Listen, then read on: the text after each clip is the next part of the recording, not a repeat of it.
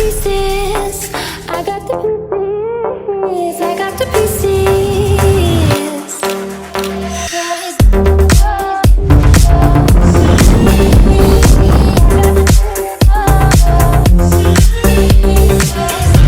Hey, what's going on, guys? This week I'm going to show you how to get the most out of your DJI Osmo Action 4. If you're new here, let me tell you a little bit about myself. My name's Jackson. I'm an action sports filmmaker, and for the past couple years I've been building a YouTube channel alongside my best friends that's action sports based, and it's called Sickos. And before that, I was an action sports filmmaker for some of the top level athletes in the world. Within this field of filmmaking, I have grown to love action cameras. There's just nothing like them, and nowadays their quality has gotten so good, and they're just so unique when it comes to getting immersive POV shots and really putting your viewer in the action if you know how to use them right. I'll have chapters below so that you can skip to the part of the video that you're most interested in, but first things first, we're going to start off with the super basics. Let's jump into the camera view. So here we are. This is our Osmo Action 4, and on the top of the camera you're going to see we've got the record button. On the left, we've got the power/quick switch button. And on the right, we've got the battery and SD slot. Lastly, on the bottom, we also have got magnetic teeth where the mounting system is. When you first turn your camera on, you're gonna get prompted with the QR code, and you need to scan that with your phone. It's gonna download the DJI Mimo App, activate your camera, and update you to the latest, greatest firmware so that you have the best settings possible. Now that you've activated and updated your camera, let's jump back into it. Okay, once that setup is finished and you turn your camera back on, you should automatically be put into video mode indicated by the camcorder symbol there on the bottom left. If you see a different symbol, you can tap the quick switch button here on the left side and cycle through 3 modes: photo, video, or time lapse. For this tutorial, we're gonna stick to mostly video. I'll touch on the other ones later. Now that we're back in video mode, let's run you through what all these symbols on the screen mean. In the top right, we've got the battery life. In the top left, we've got the SD space left on your SD card. Playback in the mid left. Shooting mode in the bottom left. Resolution and frame rate on bottom. Optical zoom on bottom right. And settings mid right. Now that you're familiar with the actual layout of the camera and the basics of it, let me walk you through resolutions, frame rates, and what I believe is the best settings. First, let's get you set up with my most used mode. To change the mode, tap on the bottom to bring up resolution and frame rate settings. Navigate to 4K 16:9 for your resolution, and then go to the bottom slider here and go to 120 for your frame rate. We also want to make sure that regular RS is enabled in the top left. This stands for rock steady, which is DJI stabilization. You'll see if we click on it that there's 3 options: off, rock steady, and rock steady plus. 90% of the time I recommend just using RS, because you'll see if we go to RS plus, it crops in a lot, and if we go to off, it is really shaky footage, unless that's the look you're going for. So let's stick to rock steady. Now that we have our 4K 120 rock steady mode, let's slide this back down and then click on these sliders here on the right to adjust the settings. Enable Pro mode in the top right, and then the first thing we're gonna adjust is exposure. For exposure, I set my ISO locked between 100 to 400. And then for best possible results, I actually turn my shutter into manual mode and put my shutter speed at double whatever my frame rate is. Since we're shooting on 4K 120, double 120 is 1/240. Also, to lock the shutter, you'll probably need an ND filter, which I highly recommend. But if you don't wanna buy those, or this is getting too complex, just leave your shutter on auto and things are still gonna work out great. The shutter lock just allows for extra buttery and guaranteed motion blur, like you'll see in this clip.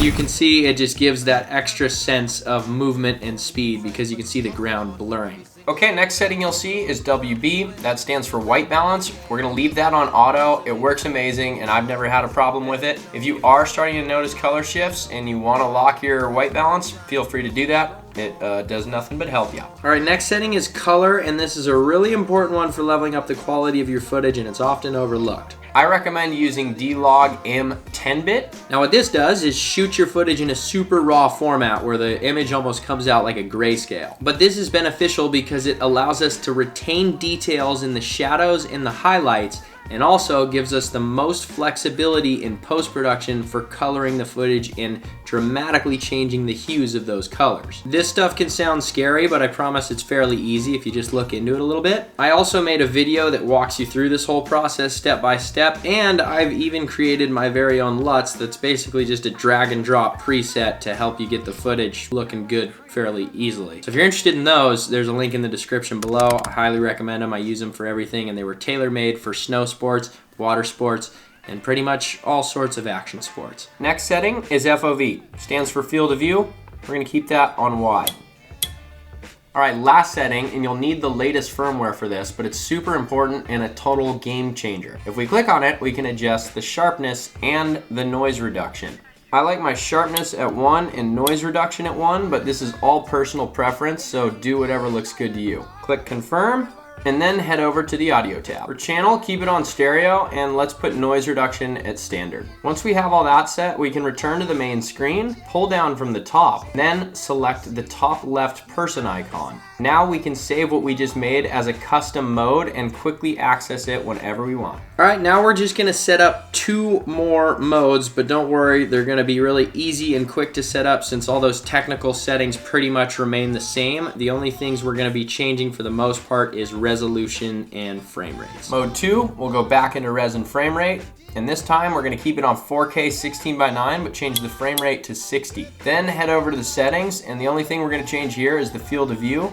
Put it on ultra wide. Ultra wide just makes things way more immersive. It's the ultimate field of view when you wanna use anything for POV, when you're surfing, skiing, whatever it is. As long as you want it to look through your eyes, you want the widest field of view possible. Let's go back to the main screen, pull down from the top, click the person icon, save that to C2. All right, let's head back into resolution and frame rate one more time. And this time we're gonna select 1080p for our resolution and 240 FPS for our frame rate. If we go to our settings, our field of view is gonna be wide, and then we're gonna just save this to C3. This is our slow-mo mode. I don't use this too often as the 1080p looks significantly worse than the 4K, but it's good to have for when you really value the slow-mo on some crazy action shot. Now check this out. If we press our quick switch button on the left here, we can quickly cycle between the 3 modes that we created as well as the traditional standard modes. Photo, video, time-lapse, and then C1, C2, and C3. Now that we're all set on our video modes, I'll walk you through the other modes. I personally don't use them that much, but they're definitely useful to know about. Let's click the quick switch button and navigate over to time-lapse mode. First thing you're gonna wanna do in your time-lapse mode is click on the bottom and then change your resolution and frame rates by going to the top right. I would change it to 4K to get the highest quality possible. Now you'll also see we can choose between a time-lapse and a hyperlapse. I prefer hyperlapses because they basically just make it easy. You pretty much just choose the speed of the clip that you want it to speed it up by and let your camera roll. This is super useful for when you're on drives or just trying to get a quick time-lapse shot for your vlog or something. This is a great way to show the passage of time and super easy to do so. In hyperlapse mode, the only settings that I change are color. I just put it on D-Log M 10-bit and then I leave everything else as it should be. All right, let's head over to the last mode, and that would be photo mode.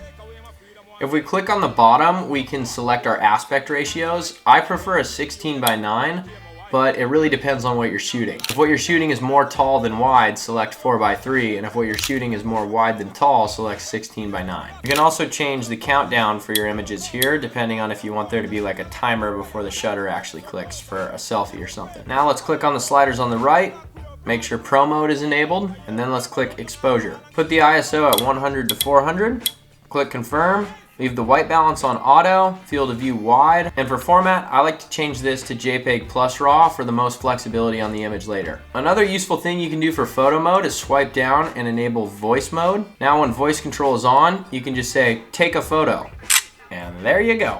Last thing I want to tell you guys about is the DJI Mimo app, and this is actually pretty cool, and I should use it more, everybody should. If you download the Mimo app from the App Store on your phone, you can then open up the app and it will instantly connect with the nearest turned on Osmo 4. Once you're connected to your camera, you can actually remotely view it from your iPhone and remotely control it from your iPhone. You can change settings and you can just get an idea for what your angle is if it was mounted on like your helmet. The app can just be super useful if the camera's far away from you or if it's mounted on a POV angle and you want to check your angles before you get going, or you just want to see things on a bigger screen.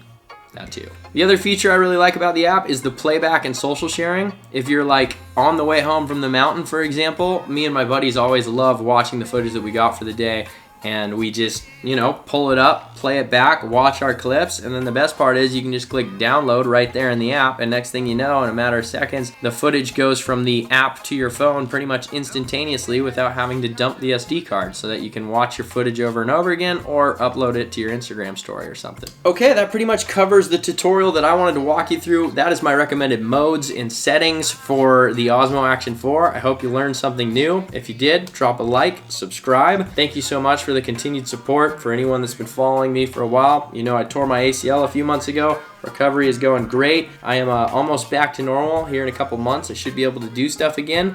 Stay tuned with my work over on Sickos and over here as well. I should be releasing films, vlogs, and tutorials like this for any aspiring filmmakers. Appreciate you guys. Until next time.